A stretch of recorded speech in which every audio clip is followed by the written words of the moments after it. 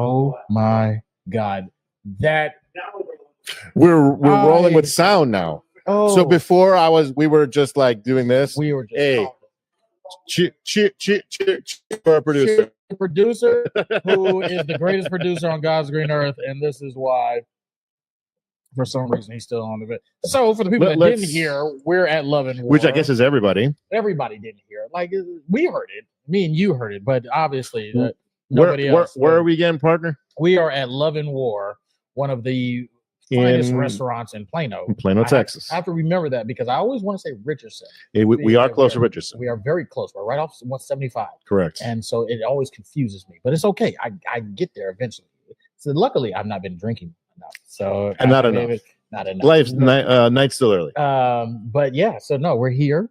Look, I got my cowboy hat on for the big. I love it. And this is back. And when I saw that cowboy hat and the inspired shirt, I was like, I feel underdressed. We got the blue and gray here. I feel underdressed. I'm with it. Look, and I was excited. And actually, what excited me the most is the first part of the news that hit. Not necessarily the second, because second part, we'll go into that. But the first part, when I saw Dallas was open to trading Micah, yes, I was like, here we go. Here we go. It just. I mean, we went through weeks of we're not trading him. We're not trading him. I don't care. Franchise tag, all that crap. All that stuff. Yeah. Because here's the thing. The franchise tag was invented for situations like Micah Parsons. Mm-hmm. You don't want to play here? It's not your choice. Correct. You're still in a contract, my boy. Yeah. I mean, think about it from this perspective.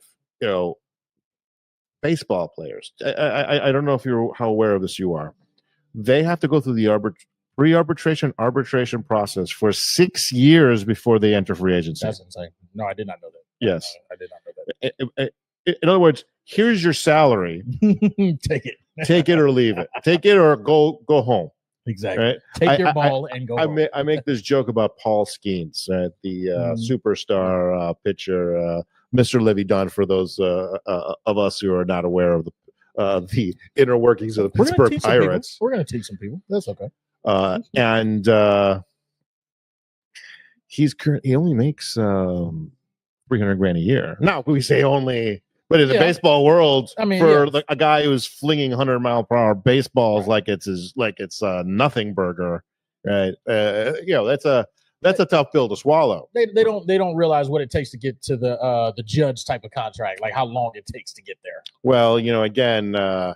That's the way the baseball world is written, and quite frankly, it is a sore subject for some sports enthusiasts when they see these players. I'm holding out. I'm holding in. I don't want to play for this salary. Yada yada yada yada yada. And the truth is, it has kind of worked out in the players' favor for more part than that. I mean, look, what did it teach? It's similar to like a child, like right. Yeah. If a child cries because they want something and then they get it. You're teaching them to continue. Yeah. So same thing. If players continue to hold out and eventually owners and teams cave, why wouldn't you keep doing it? Yeah. Why? Like what? There's no reason not to keep doing it. Yeah. So unfortunately, you get those situations where we're going to call your bluff.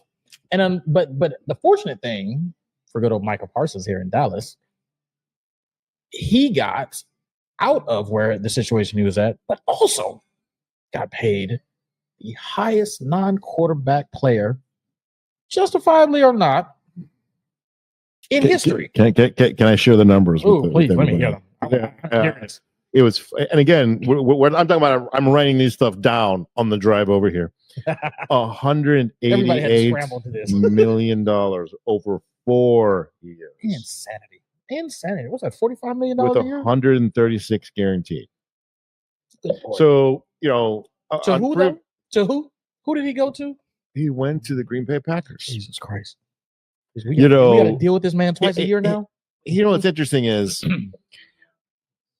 look, I truly believe that the toughest division in football is going to be the North. I don't know why it's gotten worse. Yeah, I mean now the left tackle has to deal with Micah Parsons twice a year now. Good Lord. Yeah. Who did this? Who designed this? Like, and I mean, the thing about it. So initially, when I saw the news, so obviously the main thing I wanted to bring in the Cowboys when I was like, oh yeah, it's open to trade. Now I'm like, oh, our Bears are in play. Hour later, that got shot down. But I already committed to the hat, so I was going to come with the hat no matter what. But I see that he went to the Packers, and I already made a couple posts. I sent y'all the text. We're all upset because now we have to deal with this. Yes. And it felt as bad until I saw what they gave up. Yeah. And what we were concerned about is Kenny Clark in the middle, just bum rushing through, and then this man just coming on the outside. Yeah. No. No. You got rid of a Pro Bowl defensive tackle plus 2 first-round picks. That's fine. That for this man. So really now, let's just run up the middle. What do you like? This is an easy fix here. So let's look at these two situations. Please. And again, we got to put some time frame into this and inflation and all that stuff. But let's take it apple to apple to kind of give perspective. Okay. The Bears traded 2 first-round picks for your boy Khalil Mack. I love Mack. Khalil Mack was a 26-year-old. Return of the Mack. But remember, at that time he was the defending defensive player of the year. Absolutely. Right. Micah Parsons didn't have that accolade on his shelf. You know, right? He has rookie defensive player of the year. And that's all gravy. But again, we're talking about what happened last year. You're right. You're right. And Micah Parsons was the best player on the defense that didn't even sniff the playoffs last year. Okay. Jesus. He signed for $188 million over 4 years. Good Lord. When Khalil Mack signed with the Bears, it was $141 million over 6. They locked in all his prime. That's a very important part about all this, right? Because I think people are just now kind of grasping this perspective that the Cowboys didn't just get 2 first-round picks. They got 2 first-round picks and a 3-time Pro Bowler who's 29. Yeah. Right. So it's not like, so now the question is, okay, you downgraded, but here's one thing I want to bring to light to some of my Dallas Cowboy fans. And by the way, I'm actually a Dallas Cowboy truther this year. I think they're going to outperform. Right. And I'm going to tell you what's why. the definition of outperform? Like, let's understand. What's the expectation, and then what are we saying? Well, last year they didn't make the playoffs. They barely did better than what the Bears did. So the bar is not really high here. Well, if you're a non-playoff team, if you become a playoff team, okay, that's progress. Fair enough. Right. And let me tell you a little factoid about the Cowboys as they exist today. With Kenny Clark now thrown into the defensive tackle rotation, the top 8 defensive linemen for the Dallas Cowboys were either a first-round pick or a second-round pick. None of them older than 30 years old. Okay. I mean, the Dallas Cowboys defense was built around rotation, right? Keep moving defensive players in and out. Make them run down the offensive lineman. You know who defensive coordinator is here? No, I don't. Oh, you don't? Oh, this is exciting. Help me out. Oh, our beloved Matt Eberflus. Wow. Is defensive coordinator over there in Dallas. And let's be fair, Matt Eberflus did a decent job on the defensive side of the ball. That's where he made his bones. Yeah, we were okay with it. Like, if he held on to the defensive coaching, the problem is he was just a terrible head coach. Well, again, yes, he had never been a head coach before. He came to Chicago. That's where Sanborn went down there too. Correct. Our favorite Illinois boy, Jack Sanborn, went down there, followed Matt. I'm like, oh, all right, that's fine.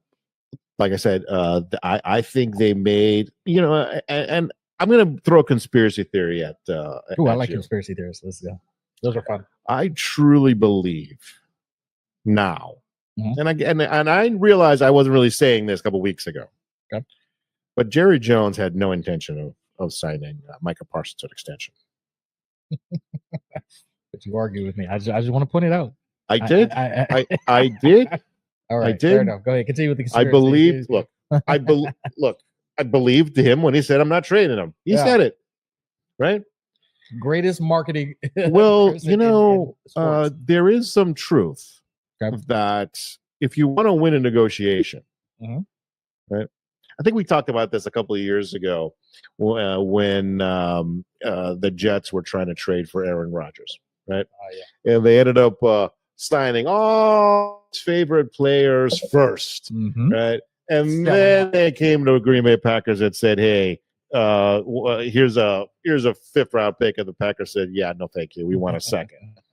And they're like, "What do you mean? No, it's like that's too expensive." It's like, that's not our problem. They basically did the proverbial, moved all of the stuff to the front lawn and then negotiated to buy the house. Yeah. Okay. You backed yourself into a corner. You backed yourself in the corner. And they ended up paying dearly in draft capital. And then his first year he played games. By the way, it's one of the reasons why they have their two current backup defensive ends are 2nd-round picks because they got an extra one, Aaron Rodgers trade, right? It is a carefully calculated plan to build out the defense appropriately. But here's the funny thing: when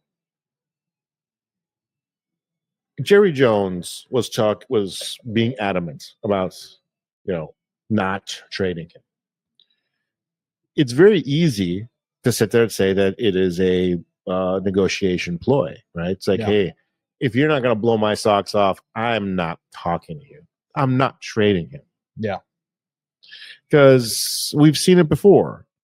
I mean, look at what happened with Justin Fields.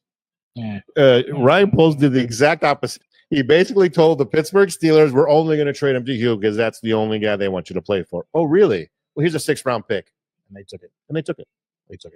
Right? Remember, there was a moment there where we thought we were going to get a 1st-round pick for Justin Fields. Yeah, that went out the window. That went out the window. And again, that was because Ryan Poles told everyone, "I'm trading him," and told the Pittsburgh Steelers, "I'm only trading him to you." Yeah. Jerry Jones did the opposite. "I'm not trading him to anybody." Do you think this deal is a blow my socks off deal? Because it doesn't feel like it. For what you're talking about, one of the top pass rushers. Because you said this, so we sent it in the group chat. You're talking about the top 3 pass rusher according to PFF. That's what you said. Number 2. All right. Number 2. I apologize. Number 2.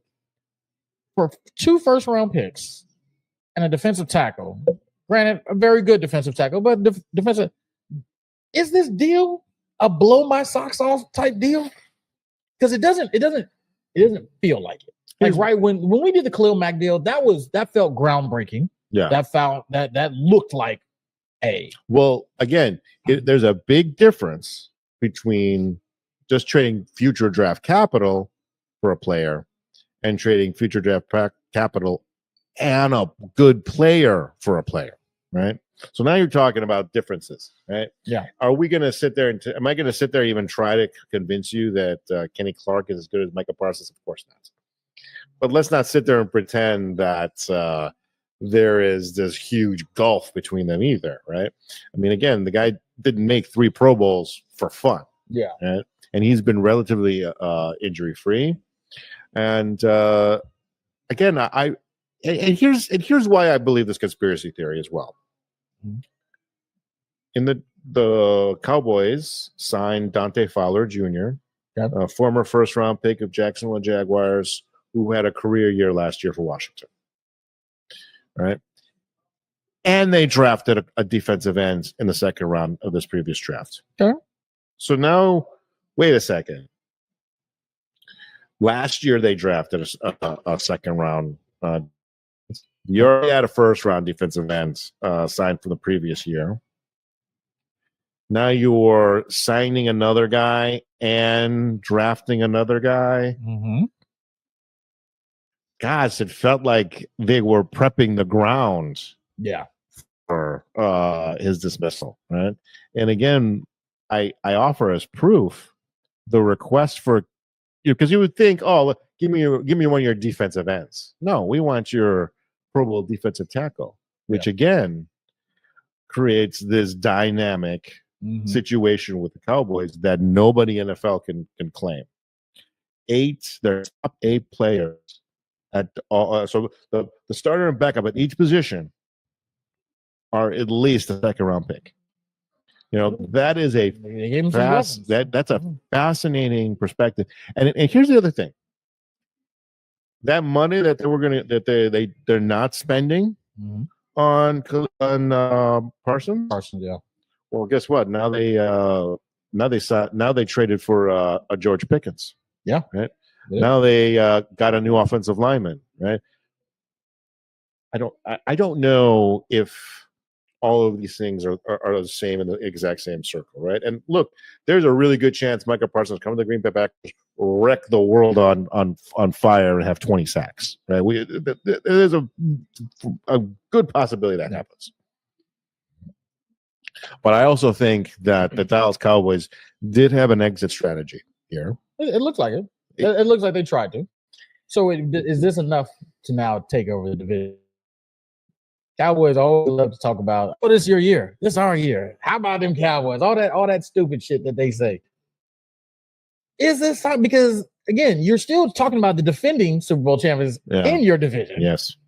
In the Philadelphia Eagles. Well, let's call a spade here. Yeah.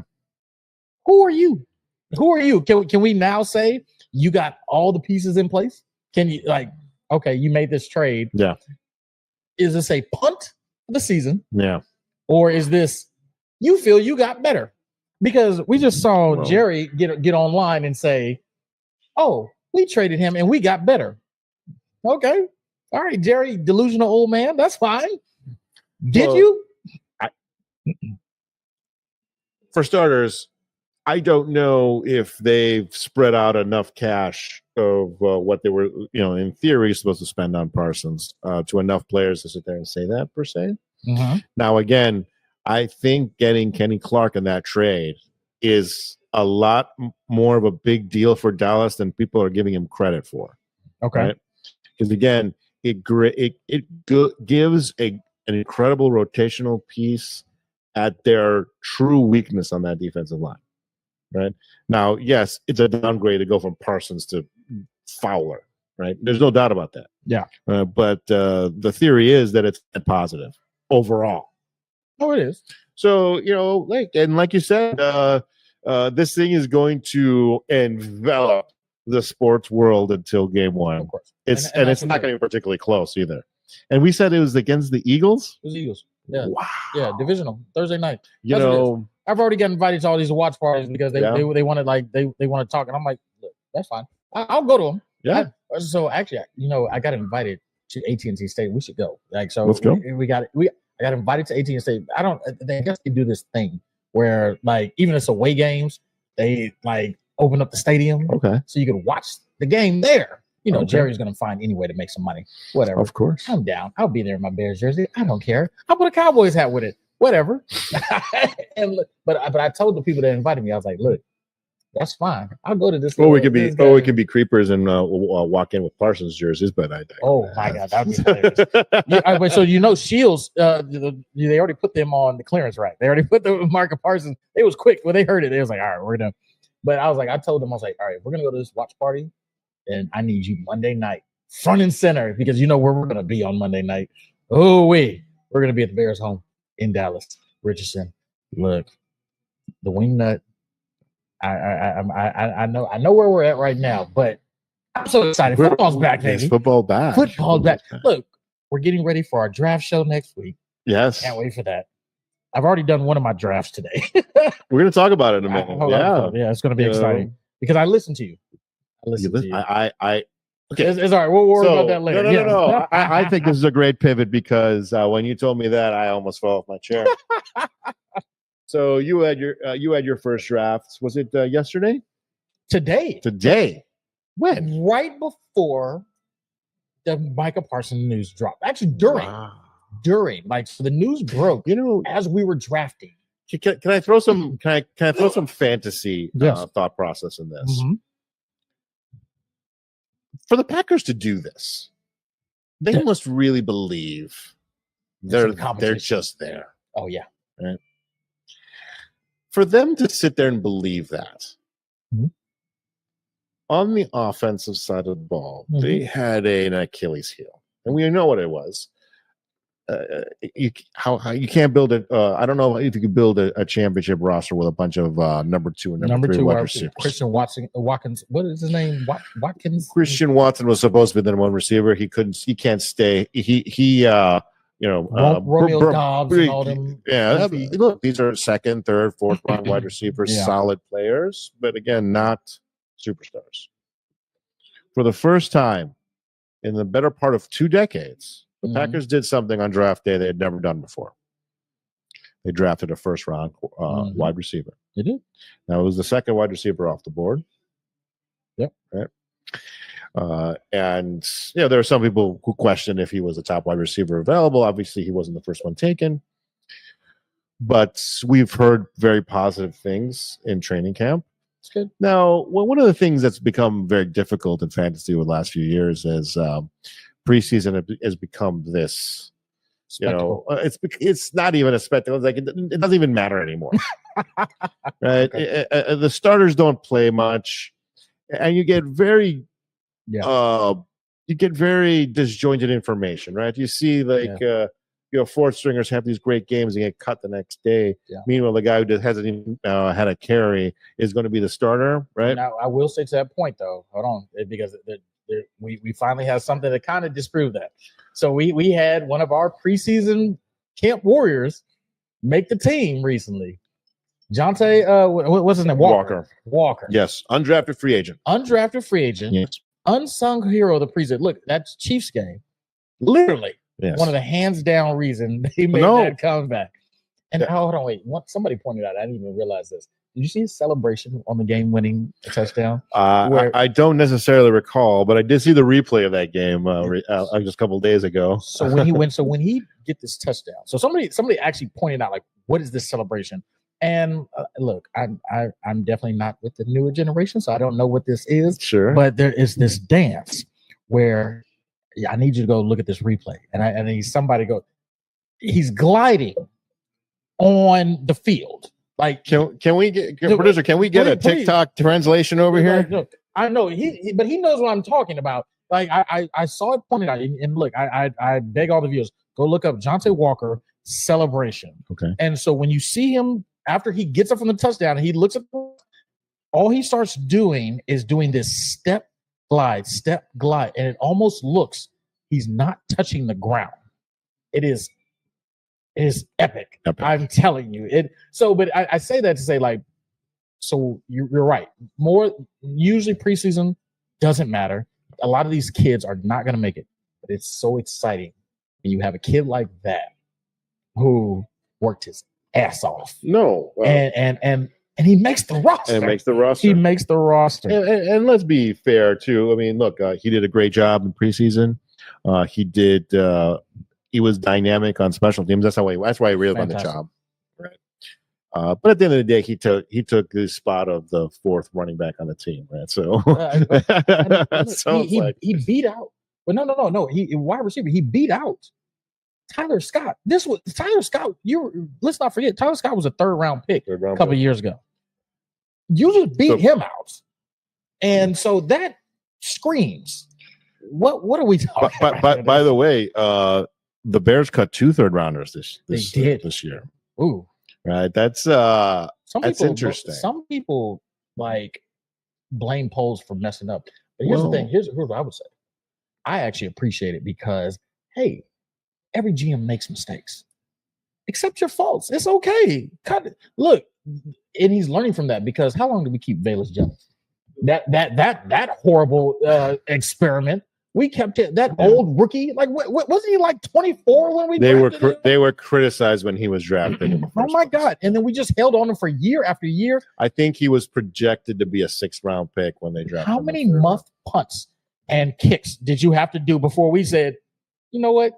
I'm sorry, this is not going to work. Because if your only job right now is kick return and you can't even field the ball, but yet we keep throwing you out there. So here's the thing. I actually appreciate Poles for learning from this and saying, hey, I'm not going to hold on to people that, like, if they're failures, they're failures. It doesn't matter where I drafted them. One of the big departures of Ryan Poles over his predecessor, Ryan Pace. RP versus RP. Yeah.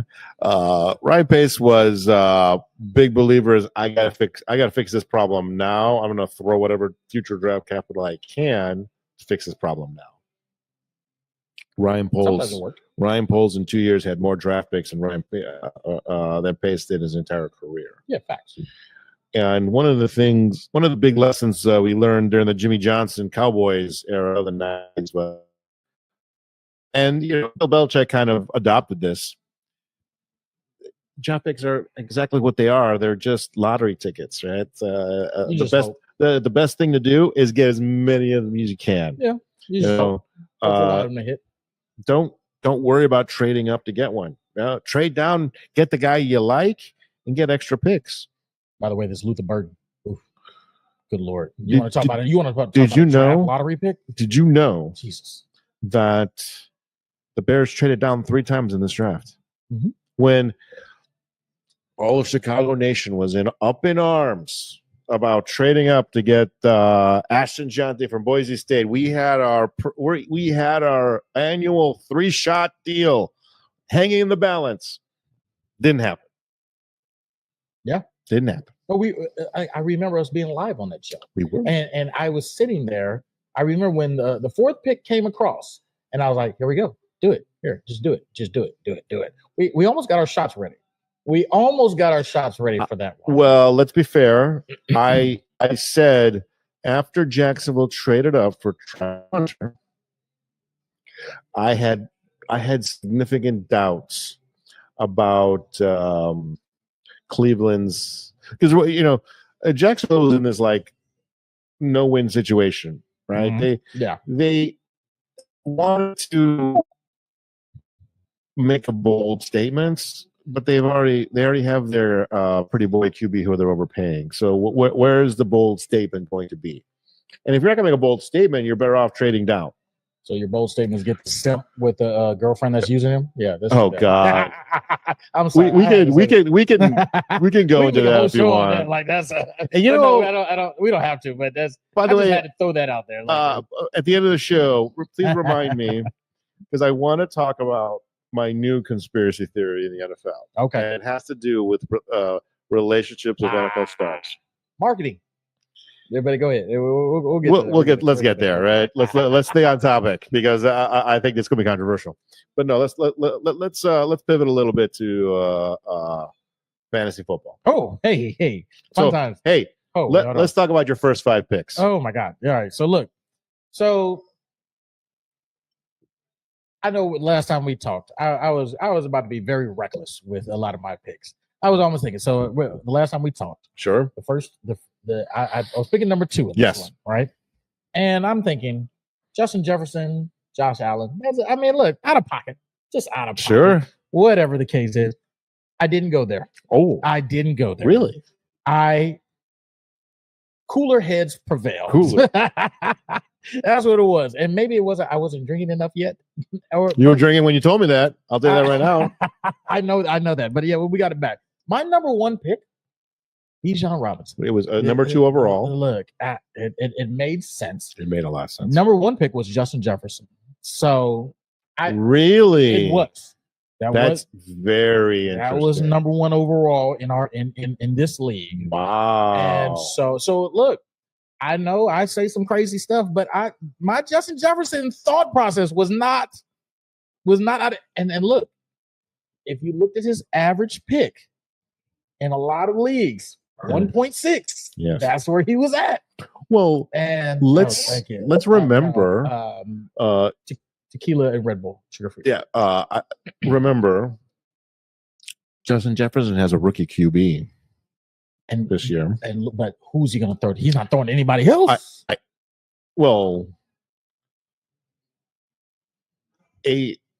That's not necessarily true, because the tight end of Minnesota is a top 5 projection in his position. The number 2 wide receiver of Minnesota, although he is going to be suspended for 3 games, has been very solid so far in his career. Yeah. But again, McCarthy, rookie, A, and B, most importantly, worked in an offense where his arm was, let's be fair and say, underutilized in Michigan. Okay. Right. There were a lot of people that criticized the Vikings for that particular selection for that reason alone. Okay? You don't know what you're getting. Now, we've seen positive things from the other first round QBs of that year. Yeah. I mean, I think you told me you even took one of those QBs on your team. We'll get to that. We'll get to it. Yeah. We're going to go through the list. We're going to go through the list. with every round in the NFL, an NFL fantasy draft, there are 2-3 guys that I'd love to target, and there's 2-3 guys I like to fade. Now, the easy fade in the first round is CMC, right? Oh God, yeah. I'm avoiding him at all costs. Play. Him and Saquon, I'd avoid, honestly. Well, Saquon, I could talk you. You could talk me into it, but CMC's record has been abysmal for a long time. Yeah. When I say his record, his health record, and most importantly, his offensive line has been degraded because of defections in free agency. Correct. He's already off a serious injury. He was off a serious injury the year before that. And one of the rules of thumb in fantasy, you're not going to necessarily win your league with your first round pick, but you can lose it. Yeah. No, you can. And that's what happened to me last year, because who was my first? I picked first last year, if you don't remember. And who was my number 1 overall pick?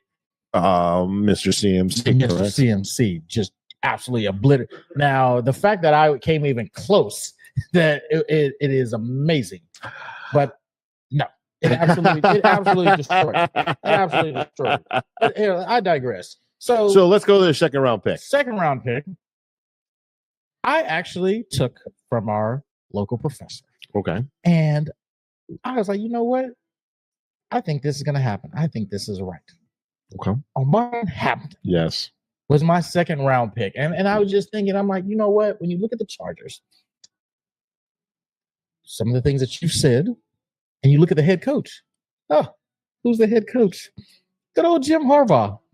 Oh, former Michigan, former San Francisco. What do they like to do? What has Jim Harbaugh drafted in the last year that he's been there? Offensive lineman after offensive lineman. Okay. I'll listen to him. Omar Hampton, number 2. Number 3, I think this is just going to be a fun one because they're not going to win anything, but I know they're going to pick up numbers. Okay. Jalen Waddle. Sure. Look, everybody's going to be focused on Nico. Everybody's going to be focused on Tyreek Hill. Yeah. Jalen Waddle is on the ascent. No. Let me, although I didn't highlight Waddle in any of my talking points today, he barely missed the cut, and I'll explain why. Okay. Tyreek Hill, one of the things I've told you in the past is skill position players who hit that age 30 season, things start going the wrong direction, and they start going the wrong direction relatively quickly. Right? I mean, my favorite example is Julio Jones. Julio Jones went from superstar to the league to bouncing around as a fringe free agent. The biggest roller coaster wide receiver I have ever drafted. Yeah, and it happened immediately. Yeah.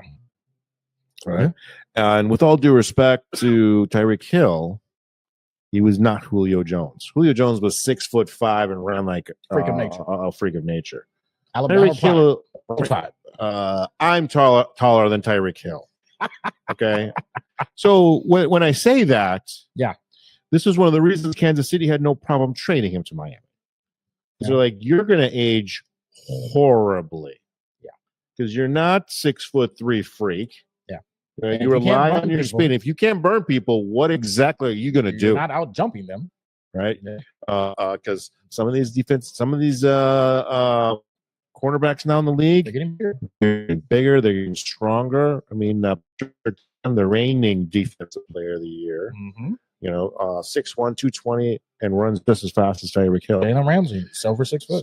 Same thing. Our very own Jalen Johnson on the Bears. Yeah. These guys are bigger, faster than they were previous. Like he'll lock you up at the line of scrimmage. They're bigger and stronger than they were in previous generations. And guys like Tyreek Hill, they needed to work harder to keep their. Do you know what Tyreek Hill is well known for in the off season? What? Fathering more baby mamas than everyone in this building combined. We have a new Nick Cannon. Is that what we're saying here? Like, what's going on? It's bizarre. The amount of energy he is wasting dealing with this. There is no way in hell he's not coming in a down year. He's one of my strong avoids for this year. But as someone ascends, as someone descends, the equal and opposite reaction of an ascension of another person. And the thing is, Tyreek Hill, the name will still garner attention. Yeah. So that's fine. Go ahead and double that. No. I told you that was a very strong move on your part. Right. I don't think I got him in my mocks, but I don't mind that pick at all. Who's your fourth round pick? Fourth round pick. Okay. My man from the Washington Commanders.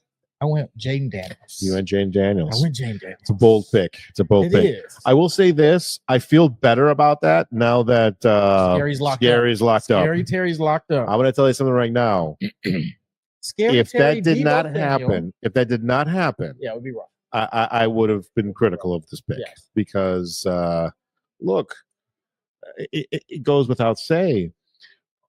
If you lose your best pass catcher, why would the QB not? Of course. But now you locked him up, and you added another threat. I don't care what anybody says about Debo. That man still has the speed as a slot receiver. He will command respect at the minimum, right? I still think McLaurin is going to be the number one wide receiver there, but it is very good that he still has his toy available, right? Where it could have been a very easily the opposite. Fifth round. Here's my homer coming out. Okay, so you went. Our beloved number 2. I'm gonna take a guess that it was Roman Dunze. No, it wasn't. Unfortunately, DJ Moore. It was our beloved number 2. Beloved number 2, DJ Moore. Gotta love him. Here's the thing. I think he's wanting desperately a bounce back year. Yeah. And I think he's gonna look. He has to see the competition with Luther Burden, Holston Loveland. Yeah. I'll be honest with you. You did good. You did get good value getting him in the 5th round. I'll say this. That's it. That's all it is. And one of the things I tell people in fantasy, especially ones who start out, there's no such thing as a bad pick in a vacuum. Oh no, there's a bad pick. Caleb Williams in the 2nd round. Let me finish my point. Because yes, you are true. I had to call out drafting Caleb Williams in of itself was not a bad thing. He just took him too early. In the 2nd round. Yeah. So getting any player late is okay. Yeah. As long as it's too early. If you had told me you took DJ, I had to go some homer. Other homer in here, I'll let you guess, but I'll let you guess. There's one more homer. Luther Burden, right? No, but we'll get to it. You kept talking about him over and over again. He is an interesting late round dart throw, right? Because like one of the things. So right now he's still free, so I that's why I'm waiting now. Nobody. I'll be honest. I'm not high for the reason that you just kind of. And on a pre-show that I did with our producer, of course, I kind of mentioned positives and negatives about Chicago Bears players in the NFL draft sphere. Yeah. And again, we're talking about fantasy. We're not talking. I'm not saying DJ Moore's a bad player, right? But with the amount of weapons, it's going to be hard for fantasy owners. the reason Justin Jefferson is a lock-it first rounder, at least for the better part of his career, is who else was going to catch passes on that team? Yeah. Like when you look back in the day, Randy Moss, he's going to be like no matter what. Let me give you an interesting aside, because that having one pass catcher is good for fantasy. It might not necessarily be as good for. Talk about some of the players I like. I think their value is going to. I love the service here. I love it. So let me respond real quick on players avoiding in the first round. Right? Okay. And I said there was 3 of them, right? Yeah. I said number 1 was going to be Justin Jefferson. Again, I don't trust a rookie quarterback who threw so few passes. College. Which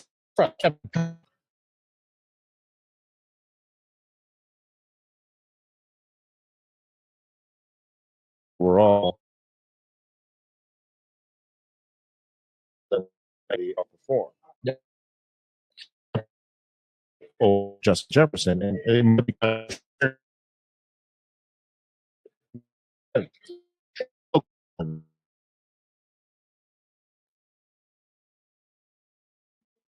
he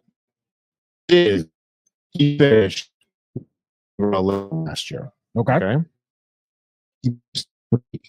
4 games. Okay.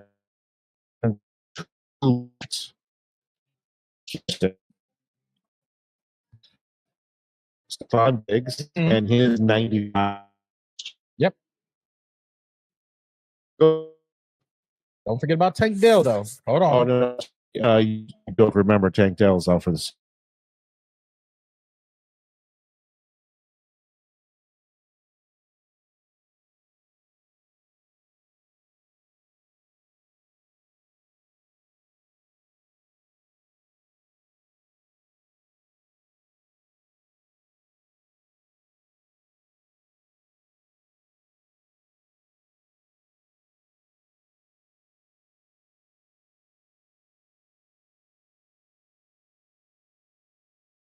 Trio of wideouts for Houston. He is going to be fed. Absolutely. By quarterback who already has credentials proven. Yeah. Right? No, it's going to look good. So he's one of the people that I really, really like in the first round. Conversely, right, someone who I'm a little bit down on, CeeDee Lamb.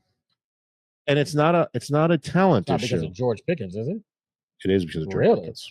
So you think they're going to split that? You think the certified crash out is going to demand? First of all, certified crash out. Wait, this is the same man who last year when they played almost ripped that man's neck off by grabbing his face mask at the end of the game. At the end of the game, down.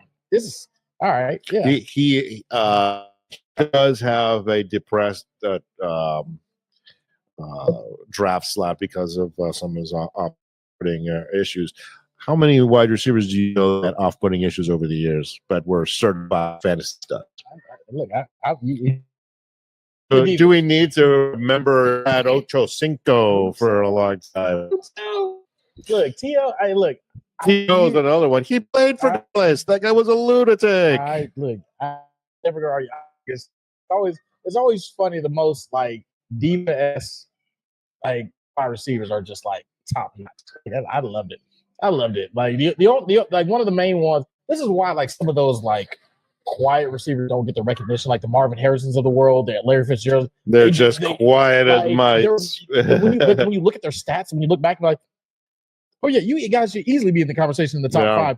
But because I didn't say anything, well, all right. Okay. But then when you go back and look at Marvin Harrison's stats, it's like, you kind of should be in like the top 3 conversation here. Like it's one of those things. You know, again,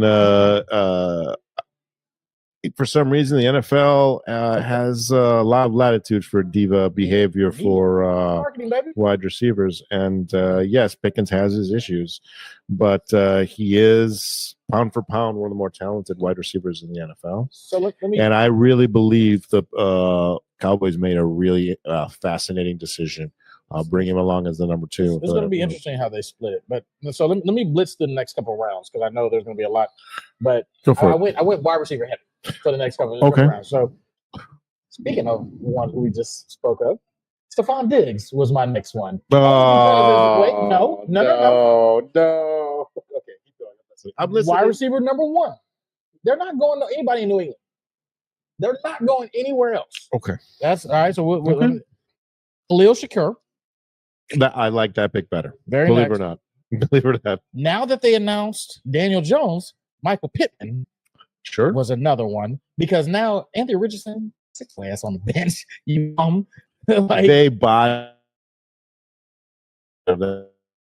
absolutely they did so badly. So Daniel Jones, I know he's going to feed that man because he can't run.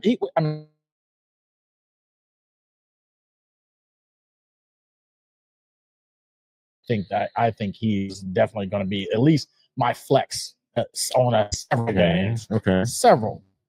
Now, my next and final homer pick. I think, and I hate to say this as a Notre Dame fan, I hate to say it. Loveland. Colston Loveland is my tight end number 1. Way too many reports out of camp now that special. He's about to usurp. And I hate it because I love Cole Kmet. Yeah. I love Cole Kmet. That's the Fighting Irish, baby. And we expect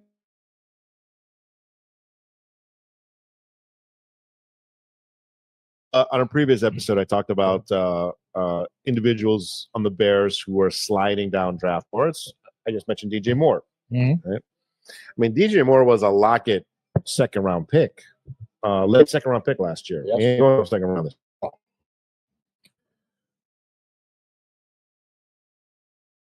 So sliding down because again, he's got to share the ball with a lot of people now. The guy sliding up boards is Loveland. Yeah, one of the more fascinating stories I heard about the draft. The Bears selected 10th. The phone calls blown up going in to the 9th pick were deafening. Jesus. As soon as the Bears took Loveland,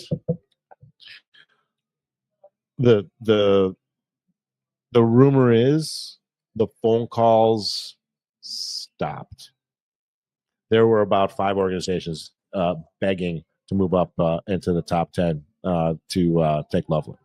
And what's interesting is, we were at the draft live. I thought Warren was going to be the pick. Oh my God!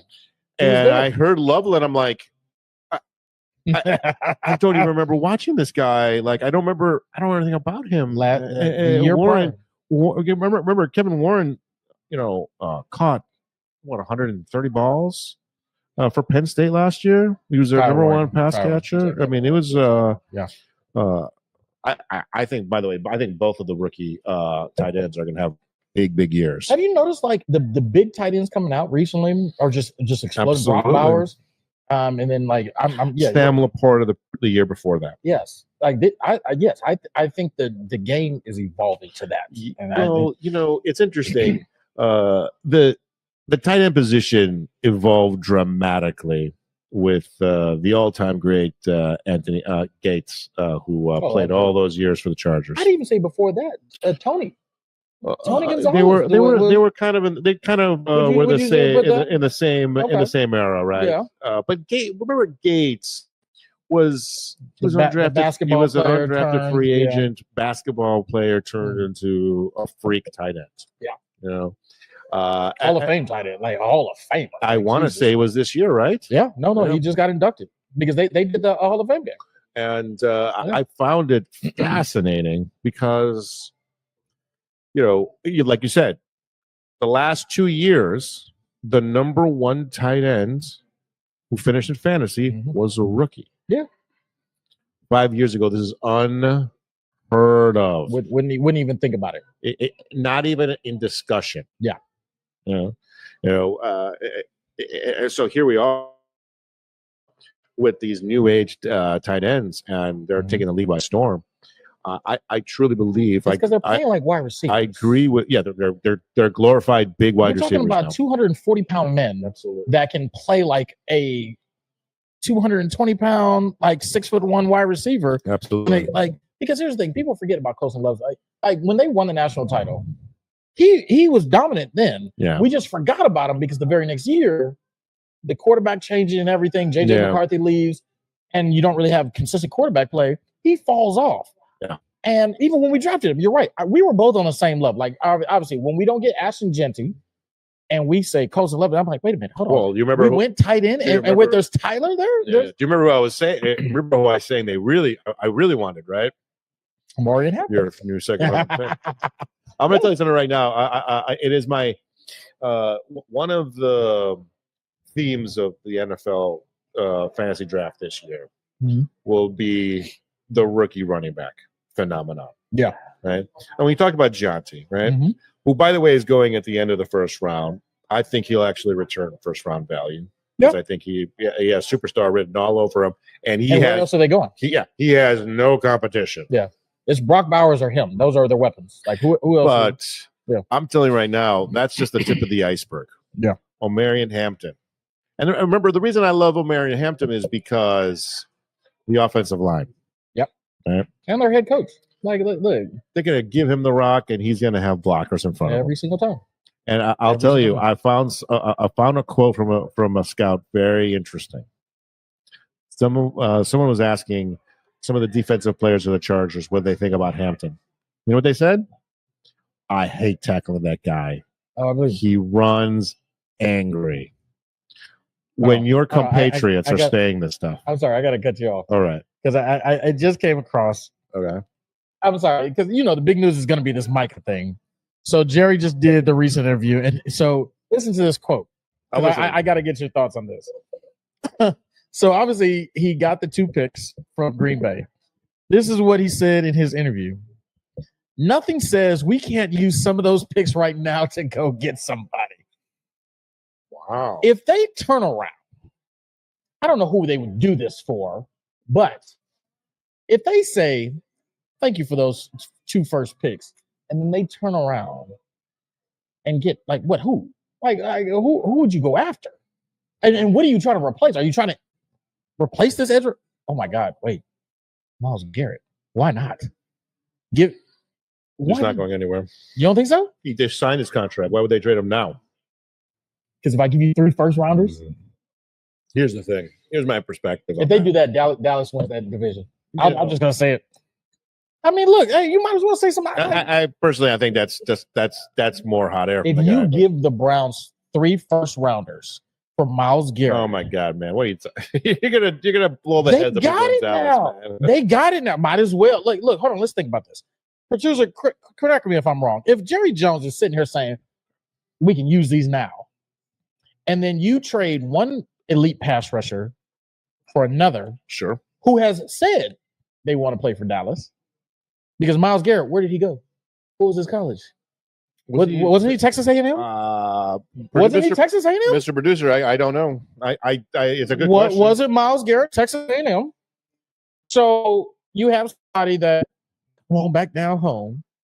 We'll give you 3. The Cleveland Browns 3 first rounders, and now we just got. Yes, he was Texas. Okay, so come on back down to Texas. We got Kenny Clark now. They win that division.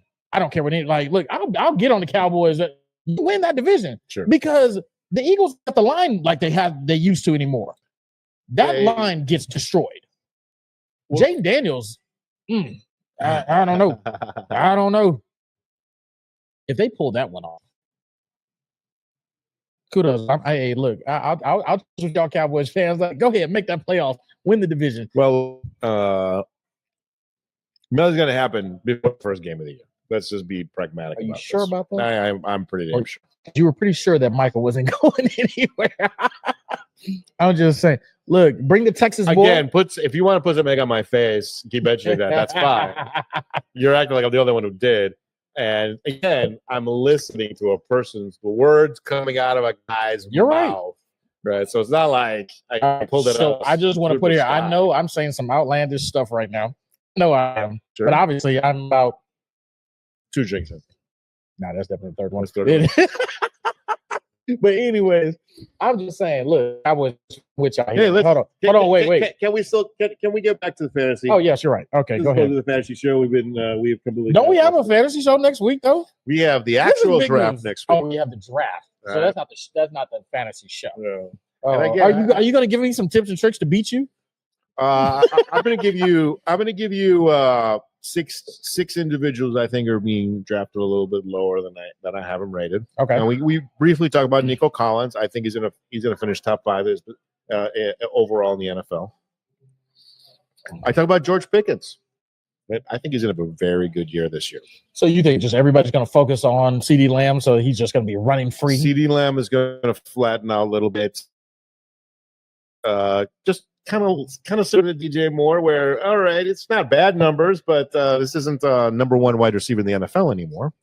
Fair enough. Because again, CeeDee Lamb was doing it when there was nobody there. True. Right? And that's a big part of the equation, right?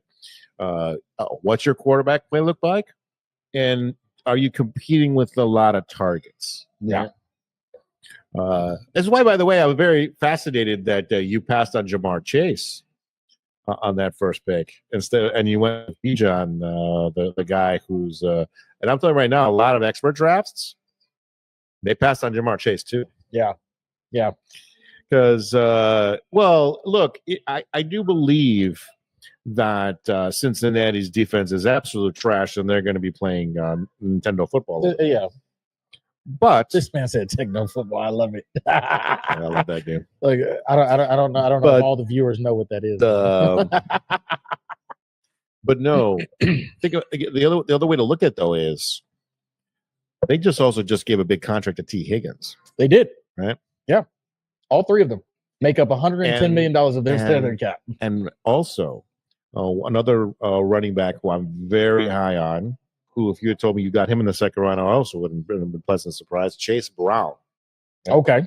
One of the things I tell new age people, there are 3 keys to finding diamonds in the rough or value more than what their present draft position is. Okay. The most famous one is, who are your 3rd-year wide receivers? Who is that number 1 wide receiver on his 3rd year who's about to pop off? Jamar Chase had an incredible year last year. Do you know what year that was for him? His 3rd year. That was his 3rd year. That was his 3rd year. So 3rd year, my favorite 3rd-year wide receiver this year, Jackson Smith-Njigba from Seattle. Yeah, Njigba. Yeah. So Ohio State product. First round draft capital. Okay, yeah. So the pedigree's there. But you got Sam Darnold. He was but remember, he finished number 9 at his position last year with Metcalf stealing targets from him. Okay. Guess who's no longer in Seattle? Correct. DK Metcalf. Right. So he's actually my favorite second round pick I can this do year. For a lot of those reasons. Now going to individuals who had really good second halves of the year. Right. Chase Brown is one of them. Remember, Chase Brown was a rookie last year. Mm-hmm. He did not get the start until the 3rd game of the year. Right? He ended up running back 13 overall. If you extrapolate as he started the whole year, yeah, he would have finished running back 6. Yeah. And he's going late second round. It's another great draft pick. My personal favorite QB to target, if you're not going to go for one of the elite guys. Yeah. Right? Bo Nix. Oh, absolutely. Going in the 7th or 8th round. Absolutely. Another guy who didn't start right away. Didn't have a good game until game 5. Yeah. And finished the year like someone lit a fire under him. Yeah. Right. By the way, another interesting point about the Denver offense as a whole, right? Generally being underdrafted. On a previous episode, I talked about offensive line rankings, right? And I said the Bears currently are ranked the number 4 offensive line in the year, which bodes extremely well for their talent positions. Number 1, I think it goes without say, it's Philadelphia. So I still believe drafting their talent positions is still going to bring a good reward. Yeah. I genuinely believe they're not going to go anywhere. Number 2 is the Denver Broncos. Wow. Right? Good for them. It's something that kind of slides under the radar because you're like, gosh, didn't this team suck 2 years ago? Like, when did this happen? Sean Payton. Sean Payton. And they are riddled with late round draft picks that have been over before. Sean Payton. Good for him. Good for him. And, Bo Nix is going to be a big recipient of that. Right? One of my favorite wide receivers going late in drafts, Cortland Sutton from Denver. Yeah. Going about the 4th round. That's pretty high.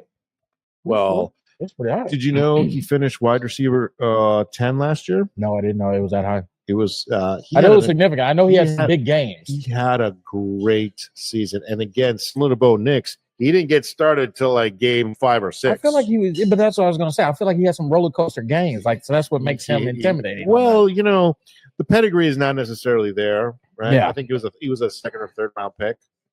So there are flies in the ointment, but I think in general, one of the other philosophies I like to explain to people is follow the money. Who's getting paid? Yeah, right. That makes sense. Who's getting paid? That makes sense. Right. They're gonna because here's the thing. Think about the political dynamics of giving a player a big money dollar contract. All of a sudden, the coach and the GM are invested in that person doing well. Correct. Right. They deserve it or not. Right. Of course, there has to be something. Yeah, but they got to feed him. They're going to feed him the ball because they paid the guy. Correct. Cortland Sutton got paid. Right. So similar to Scary Terry, I think he's going to have a big year because. Look who has to throw in the ball. Go ahead, Dave. Go ahead, keep throwing it to him. I was a little scared about Jaden Daniels. We take away the guy's toy. He's rough. What's going to happen? It's rough. Right? It's rough. So I got the message from our producer. It sounds like we're running out of time, and we're running out of time. Oh my God, we didn't get to our second subject matter, by the way. But I do want to talk about something because I don't know if you've seen this, and because I saw it all week long. And it's been fascinating.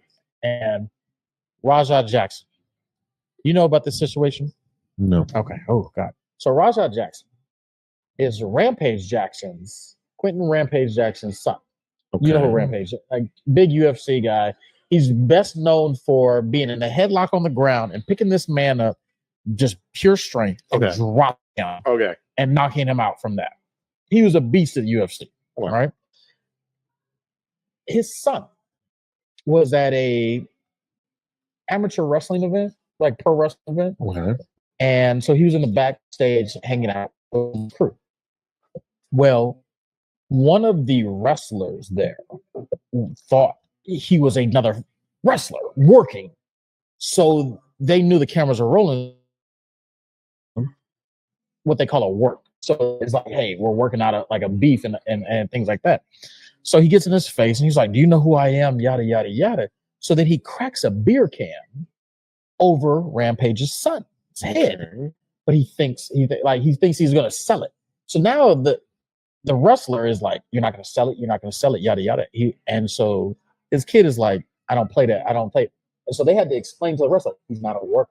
Like he's just hanging out. Well, here's where it gets rough. So then one of the other wrestlers, his friend, he was like, hey, you can get your receipt back, but just go ahead, body slam him. Just like let him know, like, it's okay. Well, the kid doesn't know how to reciprocate this. So when the wrestler is in the ring and doing his match, Rajah slides into the ring and then stands behind him and waits for him to turn around, does a double leg underhook scoop, and slams him in the middle of the ring, and then proceeds to punch this man dead in the face 20 times while he's already unconscious. Almost flatlines him. Okay. This has been big everywhere. Everybody's going after this man right now because they're like, this man should be in jail. Because you got to think about it. He's following in his footsteps. He's a UF. His hands are licensed, and so when your hands are licensed, you're like not that, allowed to do. You're not. Things, yes. You're now. It's now become elite. You should really check out this video because it's pretty disgusting, and I'm surprised it has not come across your timeline. Is this? By the way, I want us to solidify something. Yes. Is this our donkey of the week? I think so. Okay. Yeah, you're right. Yes.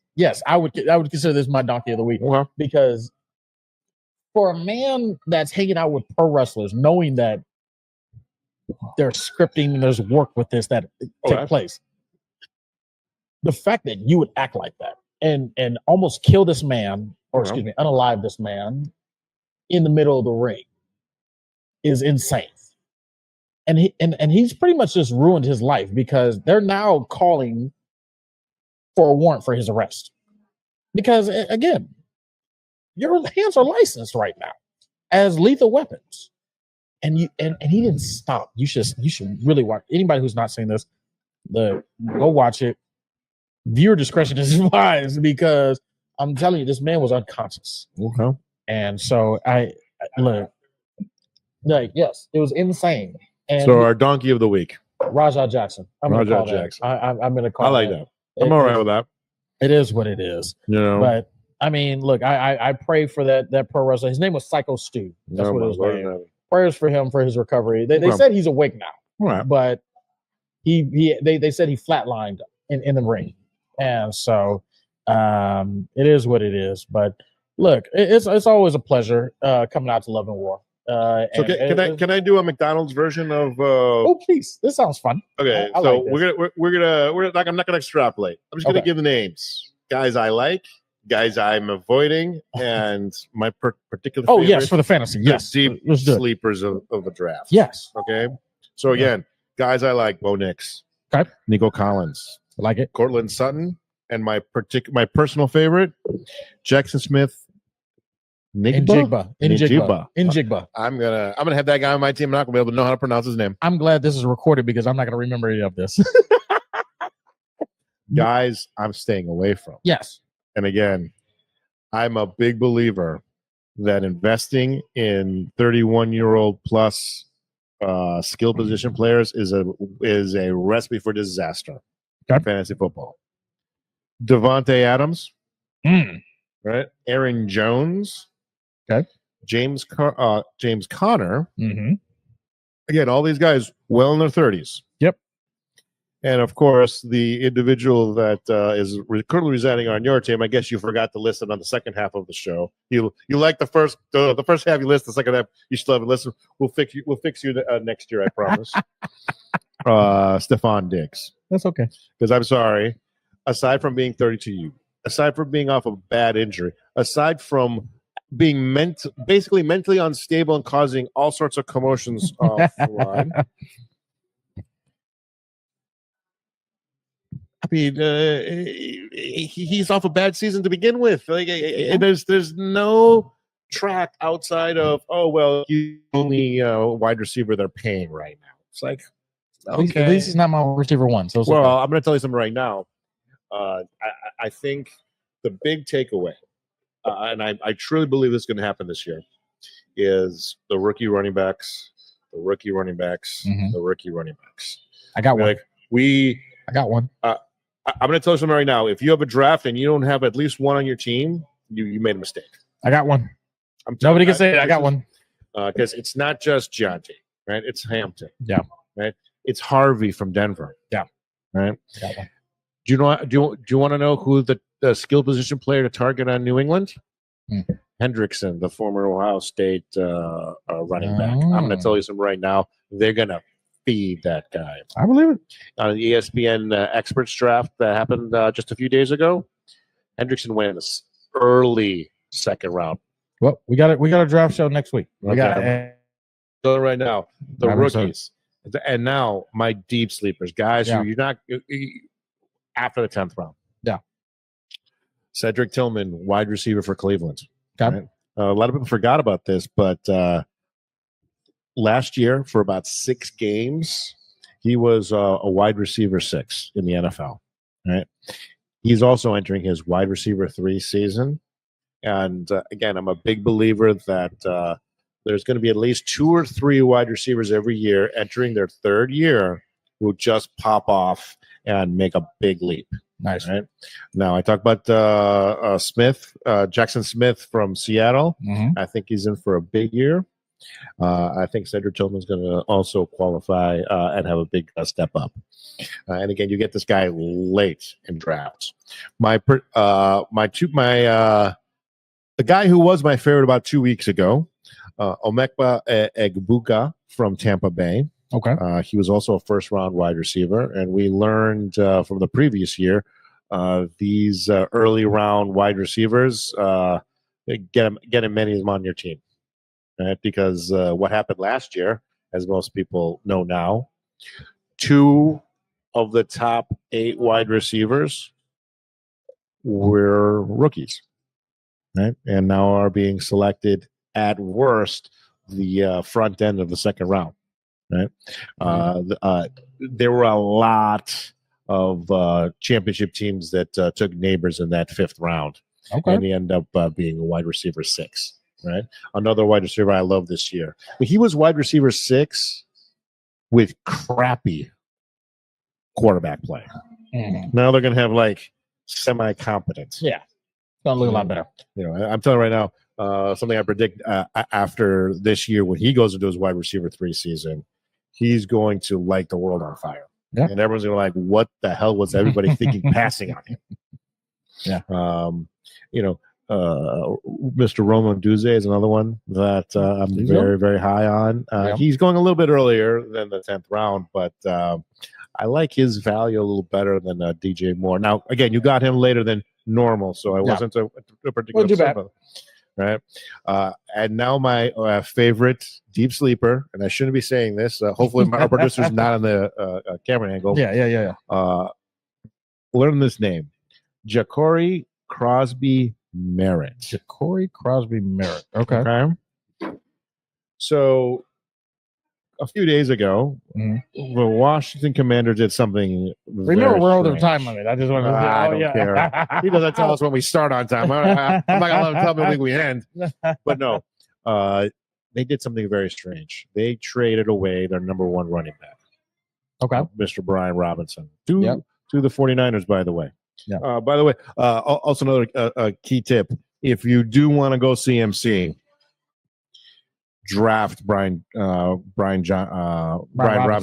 as a backup. Yeah, as a backup. Yeah. Okay. He is the one player that you need his handcuff. Yeah. No discussion. Anyways, but Ja'Cory Crosby Merritt, 7th round pick, will be now the new number 1 running back with Jaden Daniels handing him the ball. Remember one of the things I told you about the Bears' brand new 7th round running back. Mm-hmm. The running back class this year was so good that 5th round running back, he's more like a 3rd rounder. Okay. That 7th round running back, he's more like a 4th or 5th rounder. Yeah. Right. So, for example, another excellent dart throw, Jaden Blue from the Dallas Cowboys. Okay. Again, he was a 5th rounder, right? And again, you hear 5th rounder, and you kind of think, well, okay, maybe he gets a chance to make the team or contribute. Yeah. No, he's more like a 2nd or 3rd rounder in a normal situation, and maybe you should be highly considering him. Yeah. You know, but again, going back to my original point, there are 4 top-tier running backs class: Johnny, Hampton, Harvey, and Hendrickson. Get one of them on your team. There we go. And these running backs I said just right now, also rookie running backs going really late, throw them on the back of your bench and see what happens. So, anyways, that's my fantasy football. Do we have time, producer, to make one little funny comment? All right, let's put the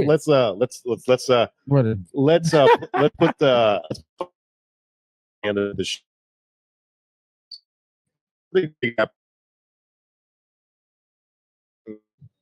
Okay.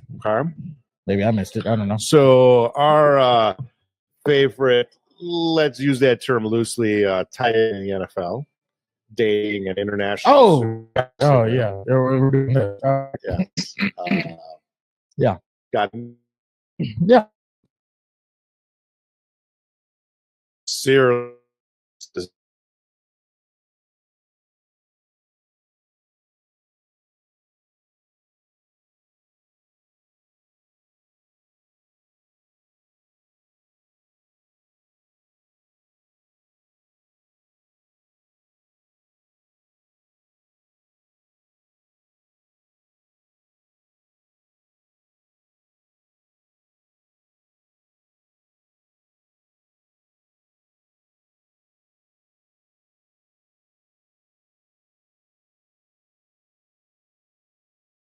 For other reasons, but I just don't think he's going to be providing any value as a wide receiver. He marries one of the most problematic women I've heard someone marry in a while. He's a simp, but it's okay. Spent $1 million on this wedding. Yeah, bought her a Range Rover. Bought her a $350,000 special made Range Rover. SIMP. Didn't sign a prenup with this girl. Yep. 2 months into their marriage, here's your divorce papers. Simp. I want $40 million. Simp. Capital S. Capital I've been married 2 months. M, I want $40 million. And you know why this thing bothers a lot of people? Okay, because you said simp, but can I make a very specific point here? Mm-hmm. Have you seen pictures of this girl? Gorgeous, stunning. I would say so. Okay, I'm not saying she's ugly. I'm sorry, she's not Helena Troy. No, she's not someone I'm going. But she definitely looks like she was set up to do this. Well, here's why I think things took a dramatic turn for our favorite NFL couple. And I use that term loosely, of course. Yeah. Do you know who Madison Beer is? No. Okay, look her up right now on your phone. Madison Beer. Madison Beer. Okay. She is a, let's be fair and say, a second tier pop star. Okay. Okay. She's gorgeous. Yeah. Okay. All right. And with all due respect to Travis Hunter's soon-to-be ex-wife, and of course all the Swifties out there, that's a girl I'd fight an award over. I'm just giving an opinion that I think a lot of people will agree with. Yeah. Okay. And I'm not saying she's talented in any way, shape, or form, or more talent, or not talented, or any less talented. But compared to Taylor Swift, yeah, right, who I'm sorry looks like the wrong side of a horse. Jesus. But again, do you know who she started dating?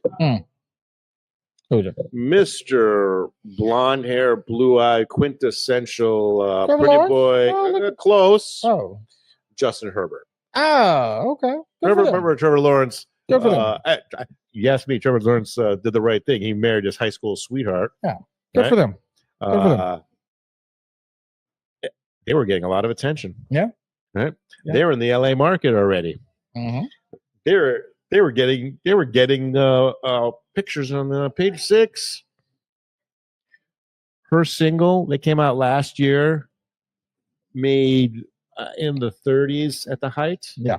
Raced to number 8 on pop charts. Jesus. A 2-year-old single because of the hype that was going on with this Justin Herbert. Good for them. Good for them. If I'm on the marketing department on Taylor Swift, how do I stop that cold in its tracks before it takes hold and we're no longer the perfect couple? You get engaged. And make a public spectacle about it. Splash shit on social media. Yeah. Boom. No one's talking about Herbert and beer and whatever. Right. And again, Nico, we got to save some of this stuff, right? We got too much content. We got to save some of this content here. Look, you trying to put it all in one show, like all in one show. Listen, we have a draft coming up in 4 days. That's gonna be a long one. That's gonna be a long show. That's gonna be a long show. I love our draft show. Yeah, honestly, my favorite show is the real draft show. But we got to give some recognition to where we're at, though. Yes. We got to give them a shout out. Like, look, they've been always good to us. Love and War here. Absolutely. Hamza and the crew, like obviously they're all always. This is good. It's always. We had an audience for a minute. Yeah, no, we did. They were showing us off. Look, I appreciate it. Look, we had a great show. We're gonna keep having great shows here. Thank you, Mr. Producer. Thank you, producer, for the sooner or later we'll get that timing right on 1, 2, 3. Let's start talking now. I'm good with it. Hey, cheers to it. Appreciate you guys. Cowboys out here.